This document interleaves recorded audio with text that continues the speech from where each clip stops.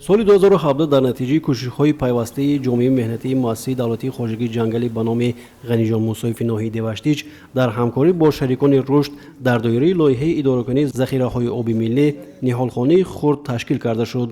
дар хандақҳои ниҳолхонаи хурди хоҷагӣ зиёда аз 60 000 бех ниҳоли дарахтони ороишӣ парвариш ва имрӯз бо тавсеяи мутахассисони вилоятӣ кӯчати ниҳолҳо дар ҳудуди он гузаронида шуд. дар хоҷагии ҷангали ноҳияи деваштӣ 10 гектар бунёди ҷангал ба иҷро расонида шуд. аз 30 гектаре ки барқарори ҷангал буд корҳо давом ёфта истодааст ва ниҳолхонае ки дар хоҷагии ҷангали ноҳияи деваштӣ бо ҳамкорӣ ташкилот байналхалқи актед ташкил карда шудагӣ буд. ниҳолхонаи мо олос ки бошад дар мавзеи шаровиди ноҳия мебошад ки 1.5 гектарро ташкил мекунад. дар ниҳолхона ҳамагӣ 60-70 ҳазор ниҳолҳо сабзидӣ истоданд. дар оянда барои бунёд барқарори ҷангали хоҷагӣ истифода бурда сатҳи фаъолияти хоҷагиро баланд мебардорем. бо мақсади талаф наёфтани ниҳолҳо ҷараёни кӯчати ҳар як бех таҳти назорат ва корбарии мутахассисони муассисаи давлатии хоҷагии ҷангали вилоят сурат гирифт. масъулин тарзе аз хандак кандан, маҳлули барои муваққатан нигоҳдорӣ омода намудан ва кофтани чуқурчаҳову бо риояи агротехникӣ шинонидани кӯчатҳоро ба кормандон фаҳмониданд. дар ниҳолхонаи хурди хоҷагии ҷангали ба номи мусоифи ноҳияи деваштич зиёда аз 70 000 бех ниҳолҳои ҳархела мавҷуданд.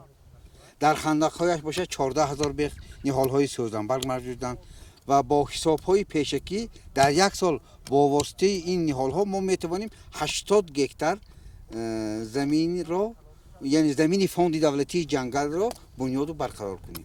ниҳолхонаи мазкур бо дастгирии агентии хоҷагии ҷангалӣ назди ҳукумати ҷумҳурии тоҷикистон бо мақсади бунёду барқарорсозии ҷангал ва пешгирии офатҳои табиӣ ташкил карда шуда маблағгузор конфедератсияи швейтсария мебошад. мувофиқи маълумоти мутахассисон аз ин ниҳолхона дар як сол то 136 000 бех кӯчатро барои барқароркунии 80 гектар ҷангалзор истифода бурдан мумкин аст. ҳамаи ин ниҳолҳое ки дар инҷо киш карда мешаванд аз мебарад барои барқарор кардани ҳавзаи дарёи Оқсу.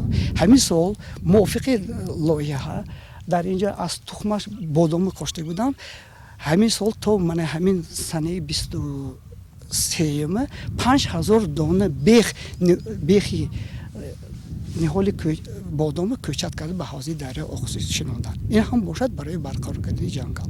мувофиқи нақши ҳавзаи дарёи Оқсу 2018-2022 мо масоҳати ҳамин ҳавзаи дарёи Оқсу ки 20850 гектар мебошад, фақат ҳавзаи дарёи Оқсу дар нақша гирифта шудааст ки агар мо дар як сол агар 80 гектар замина барқарор карда шавад, дар давоми 5 сол мувофиқи нақши ҳавзаи дарёи Оқсу 400 гектар замин барқарор мешавад. мутахассисони хоҷагии ҷангали ноҳия ҷиҳати иҷрои дастури супоришҳои сарвари давлат оид ба кабудгузоркунӣ, ободонӣ, зиёд намудани кӯчати ниҳолҳои ҳамешасабзу ороишӣ ва ба роҳ мондани парвариши онҳо, ҳамчунин зиёд кардани масоҳати ниҳолхона тадбирҳои амалӣ меандешанд. нақшаи бунёд ва барқарорсозии ҷангал барои соли ҷорӣ иҷро гардида ҷиҳати васеъ кардани ҳудуди ниҳолхона гуфтушунидҳо бо ташкилотҳои ҷамъиятӣ идома дорад. муҳаммад Назир Келдиев, Абдумалик Додоев барои барномаи Навид аз вилояти Суғд.